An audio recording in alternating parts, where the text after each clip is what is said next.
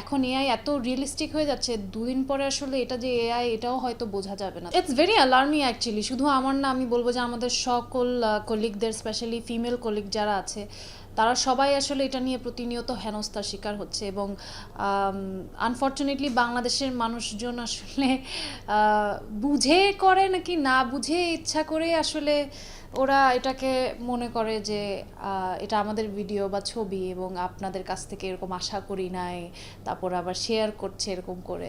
So আমার মনে হয় এটার একটা প্রপার ওয়েবসাইট বা কোনো কিছু থাকা উচিত, যেখানে আমরা হয়তো আমাদের ফেসটা রেজিস্টার করে রাখতে পারবো, যেখানে এআই দিয়ে কেউ জেনারেট চাইলেও করতে পারবে না। সো আমি এটা আসলে কয়েকজনের সাথে কথা বলছি, because I think I need to protect that, মানে ওই সেফটিটা। বিকজ এখন এআই এত রিয়েলিস্টিক হয়ে যাচ্ছে, দুদিন পরে আসলে এটা যে এআই এটাও হয়তো বোঝা যাবে না। তো সেক্ষেত্রে এটা আমাদের জন্য অনেক অ্যালার্মিং।